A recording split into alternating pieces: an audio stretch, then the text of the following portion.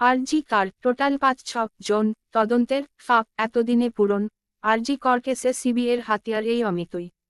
আরজি কার CBI এর জিজ্ঞাসাবাদের পর বেরিয়ে আসার সময়ে তারা যা জানালেন তা প্রশ্ন তুলে দিল এতদিন সিবিআই এর তদন্ত প্রক্রিয়া নিয়ে। এই নিরাপত্তারক্ষী অমিত ডিউটি সেই রাতে ছিল ট্রমা কেয়ারেই। তিনি সেই রাতের ঘটনা বর্ণনায় যে শব্দবন্ধ ব্যবহার করলেন তা তাৎপর্যপূর্ণ। তিলোত্তমার বাবা মা প্রথম থেকেই দাবি করে আসছিলেন সিবিআই এর তদন্তে কোথাও একটা ফাঁক থেকে যাচ্ছে। সুপ্রিম কোর্ট ঘুরে তিলোত্তমার বাবা মা যে নির্দেশ নিয়ে এসেছেন প্রায় ৭.৫ মাস পর তার ওপর ভিত্তি করেই বোঝা যাচ্ছে তাদের অভিযোগের সারবত্তা কতটা গুরুত্বপূর্ণ। কারণ সুপ্রিম কোর্ট নির্দেশ দিতেই দৃশ্যত অতিমাত্রা তৎপর সিবিআই। সুপ্রিম নির্দেশের পর সোমবার হাইকোর্টের বিচারপতি তীর্থঙ্কর ঘোষ আরজি কর মামলা শুনবেন। তার আগে তদন্তের ফাঁকফোকর মিটিয়ে ফেলতে তৎপর সিবিআই। বৃহস্পতিবার ৪ নার্সকে তলব করেছিলেন তদন্তকারীরা। এবার ডাক পড়ল সেই নিরাপত্তারক্ষীদের যারা সেই রাতে কর্তব্যরত ছিলেন আরজি করে। আর সিবিআই এর জিজ্ঞাসাবাদের পর বেরিয়ে আসার সময়ে টিভি নয় বাংলার প্রতিনিধিকে তারা যা জানালেন তা প্রশ্ন তুলে দিল এতদিন সিবিআই এর তদন্ত প্রক্রিয়া নিয়েই। এই নিরাপত্তারক্ষী অমিত ডিউটি সেই রাতে ছিল ট্রমা কেয়ারেই।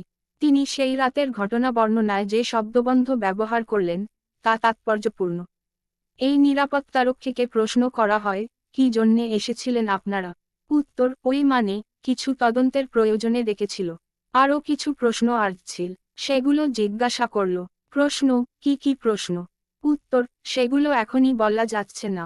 সেটা তদন্ত শেষ হলে জানতে পারবেন। আমার ডিউটি ট্রমা কেয়ারে ছিল। ওই রাতে ডিউটিতে ছিলাম। প্রশ্ন, ট্রমা কেয়ারেই তো সঞ্জয় গিয়েছিল। সে প্রশ্ন আপনাকে আগে করা হয়নি? উত্তর, হ্যাঁ আগেও আমাকে প্রশ্ন করা হয়েছিল। কিন্তু কিছু ফাঁকফোকর ছিল। ফাঁকফোকর ছিল বলতে আরও ডিটেইলসে জানার প্রয়োজন ছিল। প্রশ্ন, আগে যে প্রশ্ন জিজ্ঞাসা করেছিলেন তদন্তকারীরা সেটাই কি আবার জিজ্ঞাসা করলেন? উত্তর, না, আরও অনেক প্রশ্ন ছিল। নতুন সব আছে আরও। সেটা নিয়ে এখন তদন্ত হচ্ছে। টোটাল ৫-৬ জন ছিল। আরজি করের নিরাপত্তারক্ষীর কথায় সঞ্জয় রায়ের সেই রাতের গতিবিধি নিয়ে প্রশ্ন করা হয়েছে। আগেও প্রশ্ন করেছিল সিবিআই, কিন্তু কোথাও একটা ফাঁকফোকর থেকে গিয়েছিল। কোথায় ফাঁক? সিবিআই তদন্ত প্রক্রিয়া নিয়ে প্রথম থেকেই তিলোত্তমার বাবা ও মা বরাবরই বলে এসেছেন। হাইকোর্ট পেরিয়ে সেই দাবি নিয়ে পৌঁছে গিয়েছিলেন দিল্লিতে, সিবিআই এর সদর দফতর, তারপর সুপ্রিম কোর্টে। তারা দাবি ছিল একটাই, সঠিকভাবে সকলকে জিজ্ঞাসাবাদের আওতায় আনা হচ্ছে না। কোথাও একটা ফাঁক থেকেই যাচ্ছে।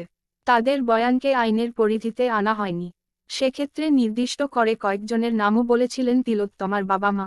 তিলোত্তমার পরিবার দাবি করে আসছেন, সঞ্জয় একা নয়, এই ঘটনার সঙ্গে আরও অনেকেই যুক্ত।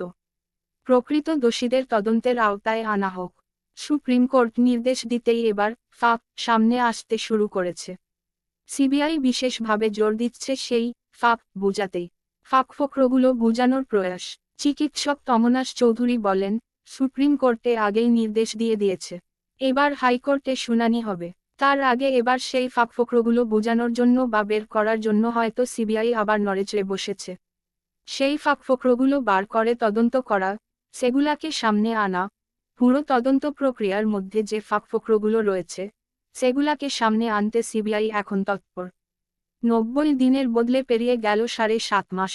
জুনিয়র চিকিৎসক অনিকেত মাহাতো বলেন, সিবিআই এখনও সাপ্লিমেন্টারি চার্জশিট দিতে ব্যর্থ হচ্ছে কেন? ৯০ দিনের জায়গায় তো অতিবাহিত হলো প্রায় ৭.৫ মাস।